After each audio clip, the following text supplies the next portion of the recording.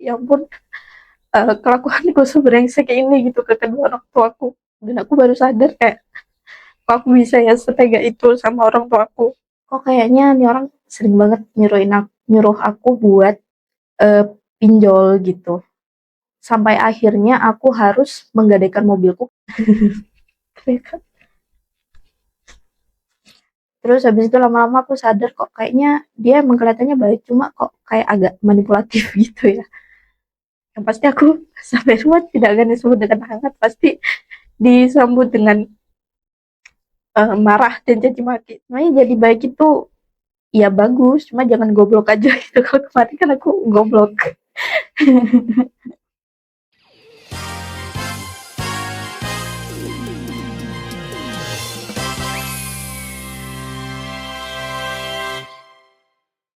Perkenalkan, namaku Caca, umurku 21 tahun, dan aku adalah seorang mahasiswa FK. Dan aku sekarang akan bercerita tentang sebuah toxic relationship yang pernah aku alami.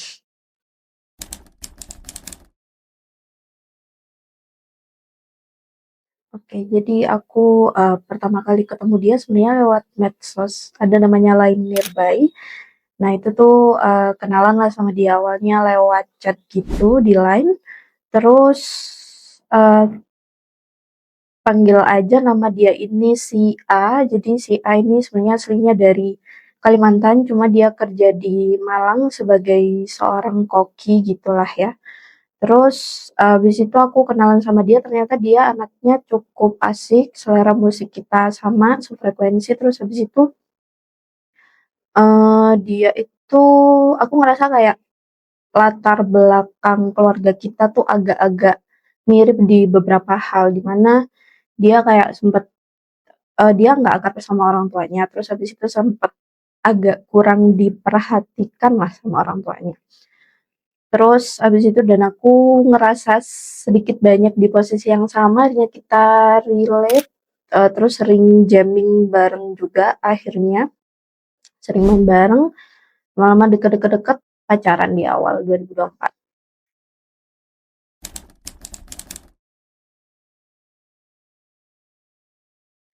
Ya kalau untuk rencana yang disusun bersama sebenarnya banyak banget, bahkan sampai sejauh kalau nanti kita udah nikah bakalan ngapain itu sampai udah kayak gitu-gitu. Nah itu tuh eh apa namanya ya awalnya sih nyaman-nyaman aja nggak kerasa, cuma ya emang kita cukup sering membicarakan masa depan bersama di mana kita nanti mungkin bakalan pindah ke Kalimantan tinggal berdua, terus abis itu dan hidup dengan profesi kita masing-masing. Nah tapi satu hal yang aku kurang peka gitu ya, dimana dia itu menggerogoti aku secara pelan-pelan dalam artian dalam hal finansial kayak gitu, dimana selama aku pacaran akhirnya aku menyadari bahwa kok kayaknya nih orang sering banget nyuruh aku buat eh, pinjol gitu. Bahkan apa namanya ya emang awalnya dilunasin sama dia, tapi puncaknya terjadi ketika sampai akhirnya aku harus menggadaikan mobilku karena dia mau kerja di perkapalan kayak gitu.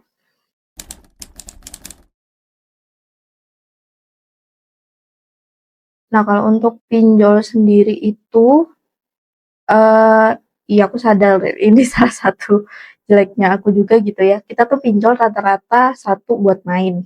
Terus habis itu yang kedua kadang buat nambelin utang-utang dia yang ada di temen-temennya. Terus habis itu nggak ada sih kebanyakan buat main atau nambelin utang dia. Kalau nggak gitu ini dia emang lagi nggak ada uang aja karena gaji koki di Malang kan rata-rata nggak setinggi itu gitu.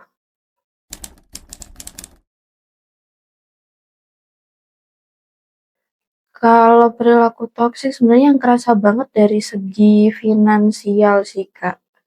Kalau selain itu sebenarnya dari segi apa namanya kayak manner, behavior dan lain sebagainya aku nggak ada masalah, cuma yang kerasa banget di finansialnya.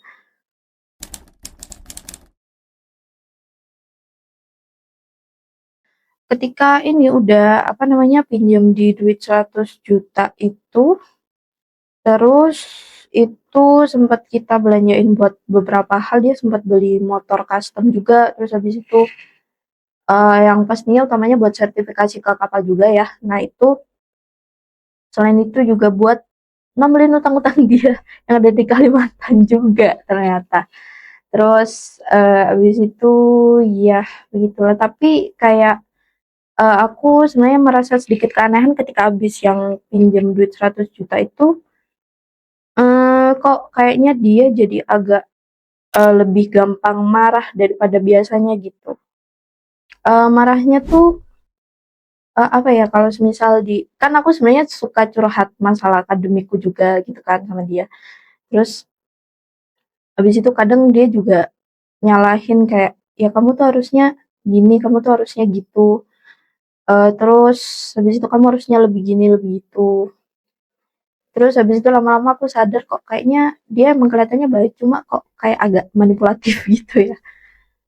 Ya, terus habis itu bahkan sampai ketika di bulan Desember yang mana waktu kita berdua udah nggak punya uang, terus habis itu bingung mau apa namanya, bayar cicilannya gimana. Di waktu itu bukan cuma cicilan mobil aja, cicilan pinjol aja kita ada sekitar di 4 aplikasi atau 5 aplikasi gitu.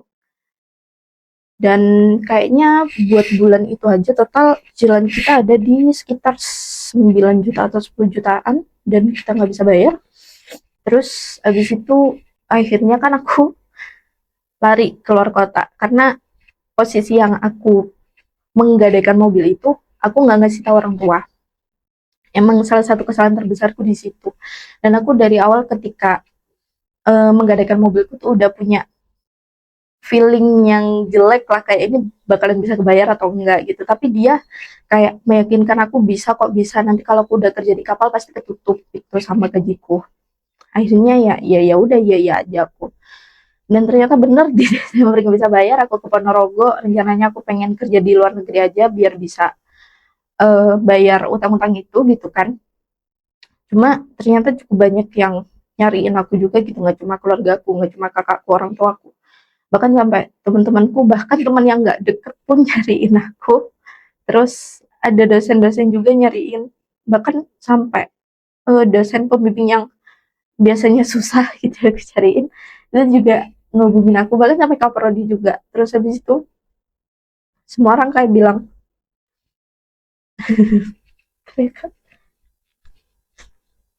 semua orang tuh kayak bilang, apa kamu nggak sayang gitu sama uh, perjuanganmu sama ini, perjuangan orang tuamu selama ini nyekolahin kamu. Terus habis itu kata dosenku juga, kamu secara akademik sebenarnya bagus, IPK kamu tuh main bagus gitu dibanding teman-temanmu, kenapa nggak diterusin aja. Terus habis itu uh, puncaknya aku akhirnya berani bales chat orang tuaku sama telepon orang tuaku setelah sekitar 2 mingguan orang tuaku menghubungi aku tapi nggak aku jawab karena aku gak punya nyali. Terus habis itu ya udah, akhirnya aku memutuskan untuk pulang gitu ya. Orang tuaku ngejemput aku ke Ponorogo, terus habis itu ya udah pulang gitu. Dan benar, orang tuaku kan emang tipikal yang cukup keras dan belak-belakan gitu ya.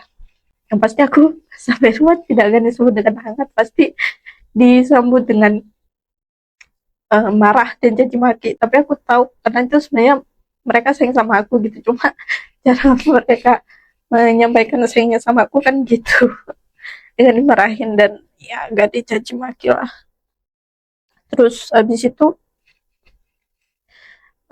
aku jadi nggak enak sendiri sebenarnya sama orang tuaku, kayak ya ampun, kelakuanku sebrengsek ini gitu ke kedua orang tuaku. Dan aku baru sadar kayak kok aku bisa ya setega itu sama orang tuaku. Terus habis itu ya udah aku lanjutkan kuliah. Dan si cowok ini ternyata pas kerja di kapal, dia kan mulai kerja di kapal di sekitaran bulan Desember. Itu tuh dia ke negara mana ya, ke Dubai kalau nggak salah. Nah itu ternyata kepalanya nggak beres, dia kerja selama 3 bulanan dan gajinya nggak turun-turun.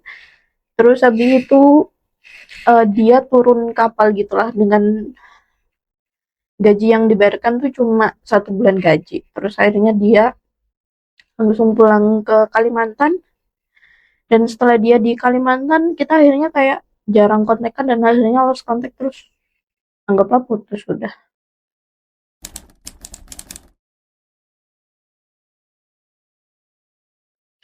Ini sebenarnya gara-gara di Facebook gitu ya nemu kayak ada agen penyalur gitu, terus dia tuh nyediain tempat tinggal juga. Nah makanya aku ke dia dan kelihatannya trusted dan emang benar trusted. Akhirnya aku ke sana.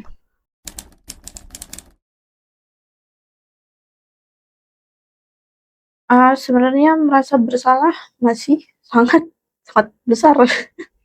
Maksudnya dengan apa namanya sebegitu aku menyusahkannya kedua orang tua aku yang mana sebenarnya orang tua aku tuh posisinya juga cukup nggak apa ya nggak baik-baik saja gitu sebenarnya. Kemana sebenarnya adikku kan juga lagi sakit, ada namanya, nah itu tuh dia sampai 2 kali operasi. Nah itu tuh pasti akan cukup banyak biaya yang dikeluarin gitu buat adikku. Bahkan adikku sempat nggak sekolah 1 tahun karena sakitnya. Habis itu sekarang udah bisa mulai sekolah lagi, alhamdulillah. Nah itu tuh terus ditambahin lagi sama utangku, jadi ya cukup besar lah tanggungan orang tuaku. Meskipun sebenarnya mereka sebenarnya bisa dibilang cukup mampu secara finansial, tapi tetap aja kayak kasihan aja ngeluarin duit sebanyak itu karena kebodohanku.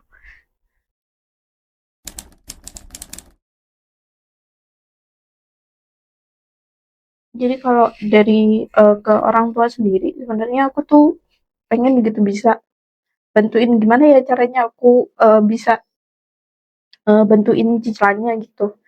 Terus kan kemarin aku juga sempat kerja karena kan aku cuma tinggal kuliah aja skripsian nggak ada kelas jadi bisa lah sambil kerja. Akhirnya aku kerja di salah satu restoran selama 5 bulan kemarin sambil skripsian gitu ya. Terus abis itu resign karena ditawarin ada project penelitian dari dosen. Akhirnya aku tinggal kuliah sama penelitian dari dosen aja terus dan orang tua aku cukup mendukung dengan itu. Terus sebenarnya sekarang aku juga masih mencari-cari cara kayak gimana ya caranya cari kerja yang fleksibel gitu yang bisa aku kerjain dari mana aja cuma bisa menghasilkan gitu.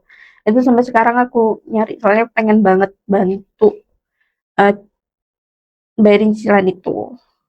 Cuma orang tuaku bilang sebenarnya kamu nggak perlu kok susah-susah buat nyari kerja. Mendingan kamu fokus sama akademikmu aja, beresin skripsimu. Tapi aku ngerasa kayak itu tuh nggak cukup maksudnya. Aku udah bikin kekacauan sebesar itu gitu. Jadi ya gitu sebenarnya aku juga lagi nyari-nyari juga sekarang Kak. Kalau dari segi akademik, alhamdulillah kemarin aku udah sidang akhir, terus tinggal revisian aja. Kemungkinan udah bisa lah wisuda di Agustus ini.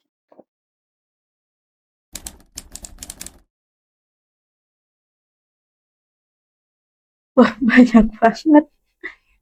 Yang pertama kayak jangan terlalu percaya dan gampang ikut sama orang gitu. Terus abis itu jangan terlalu mudah memberikan segalanya ke orang lain.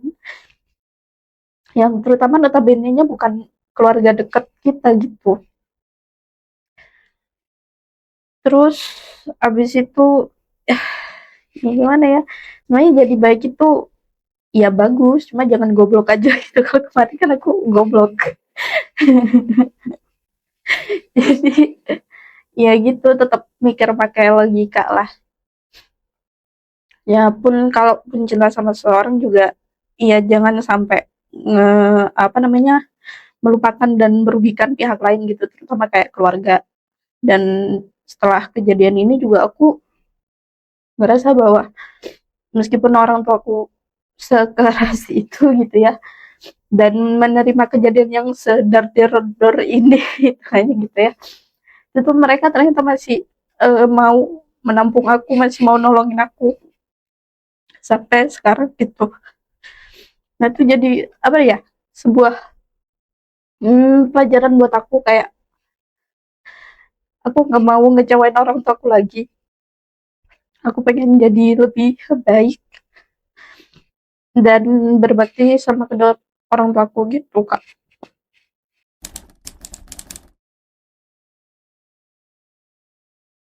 Sebenarnya sejauh ini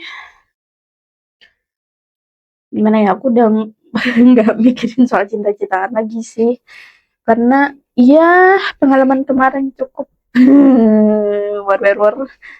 Jadi hmm, sebenarnya kalau dibilang standar tertentu nggak ada sih, cuma lebih ke akunya sendiri aja, kayak kalau mau apa-apa tuh pertimbangkan lebih baik lagi, terus apalagi kalau mau memutuskan sesuatu hal, terutama sebuah langkah yang cukup besar gitu ya, itu tuh mesti koordinasi sama orang tua dulu. Jadi biar nggak terjerumus di lubang yang sama gitu.